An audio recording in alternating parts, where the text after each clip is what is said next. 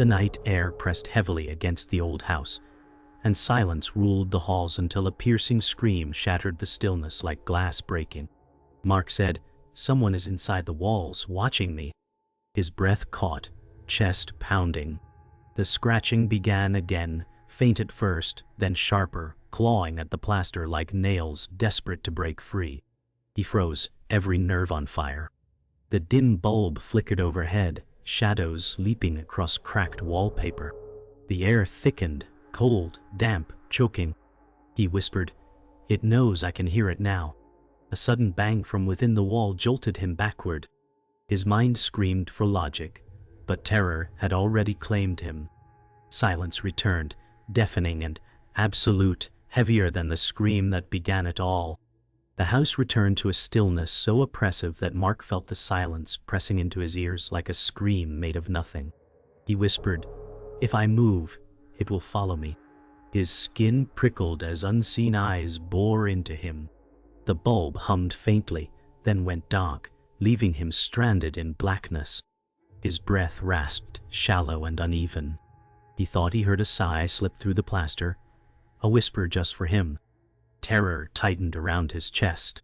He stumbled, clutching the wall, desperate for an anchor. The silence deepened, becoming heavier, as though the house itself had stopped breathing. Mark staggered through the narrow corridor, each step sounding like a thunderclap in the suffocating silence. His voice cracked, "This isn't real. Walls don't breathe." He pressed his ear to the cold plaster, trembling. The faintest scratching met him, slow and deliberate. His blood chilled. His mind screamed for logic, yet the evidence pressed cold against his ear.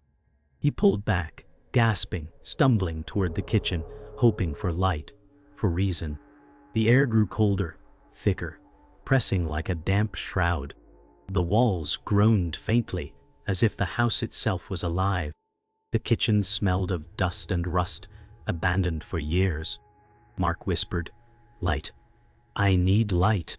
He fumbled for a switch, fingers trembling. The bulb flickered once, then burst, glass raining down. He flinched, eyes darting.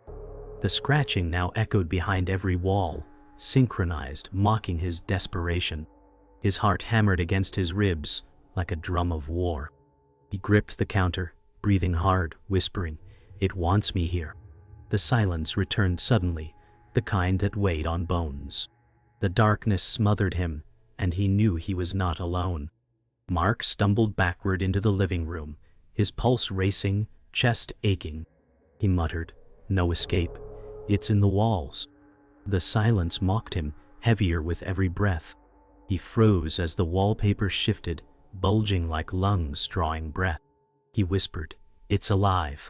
His mind threatened to shatter. He pressed his hands over his ears, but the silence still screamed. His gaze locked on the wall, eyes burning with dread.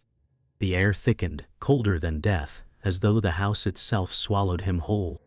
The silence clung to the house like a suffocating blanket, but Mark forced himself to move. He whispered, "If I stay still, it wins." His footsteps echoed unnaturally as he reached for the living room door. The sound of scratching faded, leaving only a heavy stillness that pressed into his chest. He froze, realizing silence could be more terrifying than the noise. His pulse throbbed in his temples as though the house itself beat in rhythm with his fear. The walls loomed, blank and watchful. He muttered, "It's hiding. It wants me to wait." The air carried a metallic scent, sharp like blood, though no source could be found. The next morning brought no relief, only a deeper unease. Sunlight seeped weakly through cracked blinds, dust floating in its pale beams. Mark said, "It waits for the dark." His neighbor Clark knocked loudly, entering with casual ease. Clark said, "You're imagining things again, Mark." The words cut deep, dismissing the terror that still gnawed inside him. Mark's voice trembled as he whispered, "It was here. It's still here." Clark shook his head, smirking in disbelief, muttering, "Walls don't hide killers." Yet the silence between words carried weight, and something unseen shifted faintly in the plaster. Mark followed Clark through the hallway, his voice strained. Mark said, It scratches when I'm alone, Clark. Clark scoffed, running his hand along the wall, replying, "Old houses groan. That's all." The silence seemed to mock them both, pressing harder into their bones. Mark's stomach twisted with dread as the walls felt alive beneath their gaze. Clark shook his head again, muttering, "You're scaring yourself." Yet Mark saw the faintest twitch ripple across the wallpaper, too small for Clark to notice. His throat tightened, and the silence felt heavier, as though it was growing aware of being denied. That night, Mark sat alone, trembling in the decayed living room. The silence had returned, thick and deliberate. Mark whispered, "It waits until I'm alone." He pressed his hand to the wall, feeling cold radiate through it. His mind screamed for him to leave, but his body remained trapped in dread. A faint creak echoed from inside the wall, deliberate as a breath. He jerked back, eyes wide, gasping, "It's awake." The silence collapsed again, so heavy he could hear the pounding of his own blood. The house seemed to grin, mocking him with its stillness. The following morning, Clark returned, laughing dismissively. Clark said, "Still haunted, Mark?" His words rang hollow, drowned by the suffocating silence inside the house. Mark shook, his lips trembling, whispering, "It knows I can't leave." Clark chuckled, waving him off. Yet when Clark pressed his ear to the wall mockingly, the silence deepened to an unnatural pitch, too still to be natural. Mark's stomach turned to ice. He whispered, "Now it's listening to you too." Clark frowned briefly, unsettled, but forced a laugh. The silence clung like a warning, patient and suffocating. Night fell with cruel swiftness, and Mark sat rigid in the hallway as the silence grew louder than thought itself. His lips trembled as he whispered, "It watches from inside." The wallpaper seemed to ripple like skin breathing. He pressed his palm against it, and the cold seeped deep into his bones. The scratching returned, slow and deliberate, like fingernails dragging on steel. Mark stumbled back, whispering, "It waits for me to break." His chest tightened, the house shrinking around him. The air was damp and metallic, like a tomb left open too long. Clark arrived uninvited, his smirk fading as he noticed Mark's trembling form. Clark said, "You look worse every time I see you." Mark shook his head, eyes wide, muttering, "It's watching now." Clark chuckled, though unease crept into his expression. Clark pressed his palm to the wall again, muttering, "Nothing but rotting wood." Mark whispered sharply, "Listen closer." Silence pressed against them both, thick and unnatural. Clark's smirk faltered, his jaw tightening as faint scratching echoed within. The weight of disbelief cracked in that moment, leaving dread behind. Later, Mark lit candles throughout the house, shadows dancing wildly on the walls. He whispered, "It hides in the spaces no one can see." His trembling fingers traced the edges of the cracked wallpaper. Clark muttered, "You're feeding this with fear." Mark's voice rose, shaking, "Fear is all it wants."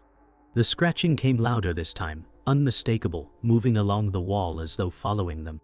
Clark's face paled as he whispered, "That's real." The house groaned low, mocking their disbelief. Mark stared at the plaster, whispering, "It knows we hear it now." The night grew colder, and Mark could not escape the sense of eyes staring through the plaster. He whispered, "It studies us from within." Clark shook his head, pacing nervously. Clark muttered, "Houses don't breathe, Mark." Yet, the wallpaper bulged slightly, like something shifting behind it. Mark gasped, stepping back, voice shaking, then explained that. Clark's face drained of color, lips tightening as denial faltered. The silence around them cracked, filled by the faintest hiss from within the wall. It was not just scratching now, it was breathing. Mark sat slumped against the couch, his face pale, voice trembling. He whispered, "It never stops watching." Clark stood nearby, arms crossed tightly, his earlier confidence gone. Clark muttered, "There must be another explanation." But his voice shook. The silence thickened, broken only by faint movement in the plaster, slow as breathing lungs. Mark's eyes glistened, whispering, It waits for the moment we turn away. The air grew suffocating, colder than night should allow. The shadows seemed to lean closer, as if pulled toward the living. The night pressed heavy upon the house, and Mark searched the attic for answers. Dust swirled as his flashlight cut through shadows. He whispered, something was buried here. The silence cracked as old floorboards groaned. Clark followed behind reluctantly, muttering, "This is madness." Mark stopped cold when his beam revealed an old box wedged between beams. His hands shook as he pulled it free. Inside lay photographs, faces frozen in fear, their eyes hollow. Mark whispered, "Victims lived here." The air grew frigid, and the walls seemed to sigh. Mark spread the photographs on the attic floor, his breath trembling. He whispered, "These faces, they were trapped." Clark crouched reluctantly, frowning. Clark said, "Old houses, old families, nothing more."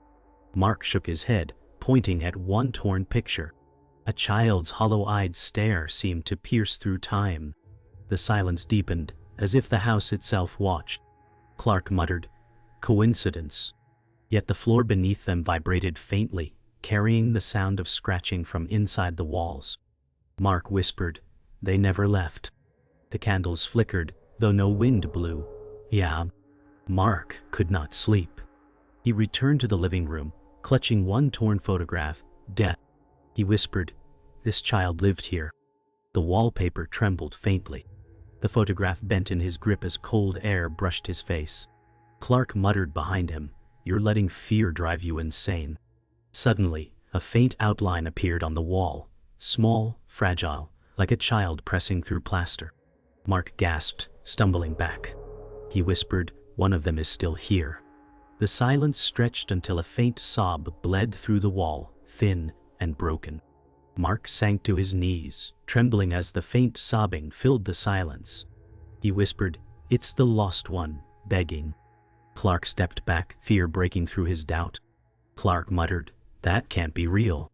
The sobs grew louder, rattling through the plaster until the wallpaper split slightly, dust falling. Mark's chest tightened, tears filling his eyes. He whispered, "They were murdered here." The house groaned low, shaking as though acknowledging his words. The silence afterward was heavier than death itself. Mark sat slumped against the couch, clutching the photo of the child tightly. His whisper cracked. They were trapped in the walls. Clark stood rigid, no longer mocking, his face drained. Clark muttered, "If this is true, the house is cursed."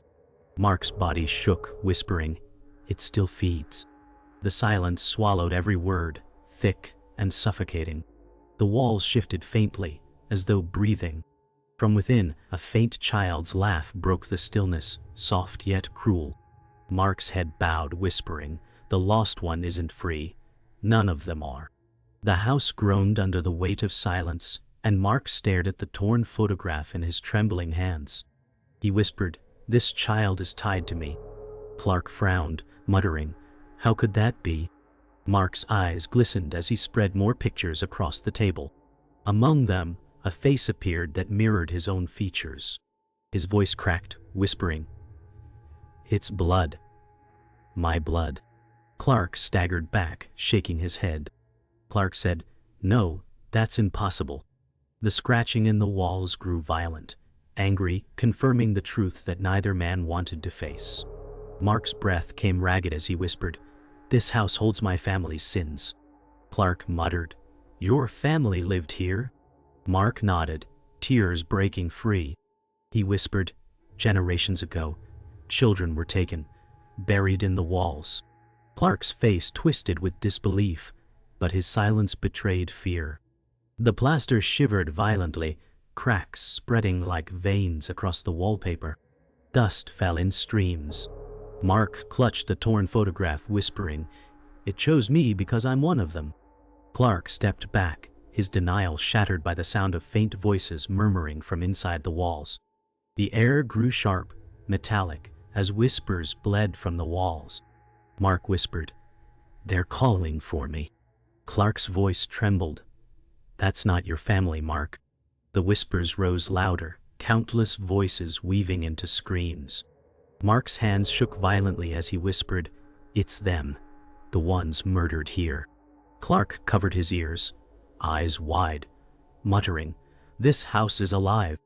The screams collapsed back into silence, sudden and absolute. Mark whispered, "It feeds on bloodlines, and I'm the last one it waits for." Mark staggered toward the wall, pressing his hand against the plaster. He whispered, "It's inside me too." Clark shouted, "Don't say that!" The wall vibrated violently, dust and paint peeling off in waves. A chilling laugh echoed, the sound of a child mixed with something older, darker. Mark gasped, whispering, "It knows I belong here." Clark lunged forward, grabbing his arm, muttering, "You can't give in." The silence returned again, but the house seemed to breathe around them, alive and hungry. Mark collapsed to his knees, clutching his head, whispering, "It's inside the walls, and it's inside me." Clark stood frozen, disbelief gone, fear swallowing him whole. The wallpaper split wider, revealing a dark cavity where whispers churned. A skeletal hand pressed outward from within, then retreated. Mark sobbed, whispering, "I'm its heir." Clark backed away, shaking violently, muttering, "We need to burn this place down." The silence that followed was worse than screams, filled with knowledge that the house would never let them leave unclaimed. The house roared alive as midnight struck, walls rattling violently. Mark stood in the center of the living room, voice breaking as he whispered, "It wants me now." Clark grabbed his arm, shouting, "We can still leave." The wallpaper split wide, a skeletal hand clawing outward before vanishing back into the cavity. Dust choked the air, and the silence after the noise was suffocating. Mark's eyes brimmed with tears as he whispered, "No escape. It has chosen." The walls pulsed like lungs, breathing with unholy rhythm, mocking their helplessness. Mark stumbled forward, pressing his hands to the shaking wall. His voice cracked, whispering, "It's inside me too." Clark shouted, "Fight it, Mark!" The wall bulged outward, faces pressing against the plaster, mouths open in silent screams. Mark sobbed, whispering, "They're trapped, and I'm one of them." Clark tried to pull him back, but the wall vibrated violently, rattling the floorboards. The candles extinguished one by one, plunging the house into a suffocating darkness. Only the sound of breathing remained, low, wet, and ancient. The floor buckled beneath them, throwing both men to the ground. Mark gasped, "It's pulling us in." Clark groaned, forcing himself upright, muttering, "We're not dying in these walls." The wallpaper ripped apart, exposing a hollow cavity filled with bones, each skull locked in a silent scream. A foul stench filled the room, metallic and rotten. Mark gagged, whispering, "My bloodline is buried here." Clark's eyes widened, his voice trembling, "It wants you, not me." Silence pressed tight, broken by the faint cry of a child echoing through the bones. Mark crawled closer to the cavity, reaching trembling fingers toward the bones. He whispered, "They want me to join them." Clark shouted, "Don't touch it!" The wall groaned as a child's skeletal hand reached outward, gripping Mark's wrist with impossible strength. Mark screamed, his body shaking violently as whispers filled the room, a chorus of the dead demanding. Clark pulled desperately, shouting, "Fight it, Mark!" The silence shattered into a high-pitched wail that pierced the air, shaking the very foundations of the house. Mark collapsed back, gasping, his wrist red where the skeletal hand had gripped. His voice cracked, whispering, "It won't let me go." Clark knelt beside him, trembling, muttering, "We need to end this before it takes you." The walls shook violently, laughter spilling through plaster, high and cruel. Mark whispered, "It's already inside." His eyes rolled with dread, as if something unseen pulled at his soul. Clark's face drained of color as he whispered, "The house has claimed you." The silence after was heavier than death, endless and final. The house shuddered as if drawing its final breath, and Mark staggered against the wall, his voice breaking. He whispered, "It's finished with hiding." Clark pulled at him, shouting, "We can still run." The wallpaper split open wider, exposing a cavity that pulsed with shadows. A chilling laugh echoed, weaving through silence like a blade. Mark gasped, whispering, "It's part of me now." The air grew sharp and metallic, pressing like a coffin around them. The silence between each sound was heavier than screams, pulling them into its endless void. Mark fell to his knees, his hands clawing at the floor. He whispered, "It owns me." Clark's voice trembled as he muttered, "You're stronger than this." The silence swelled, vibrating the floor beneath them. Bones clattered from the cavity, scattering across the room. Mark sobbed, whispering, "It's calling me to stay." Clark stepped back, his face white with horror, whispering, "You'll die in these walls."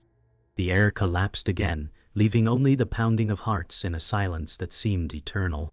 The voices of the dead rose from the walls, a chorus of sobs and laughter. Mark pressed his hands over his ears, whispering, "It never ends." Clark shouted, "We have to fight!" But the house shook violently, throwing Clark against the door. Mark gasped, eyes wide, whispering, "It won't let us leave." The wallpaper bulged like lungs, breathing steadily.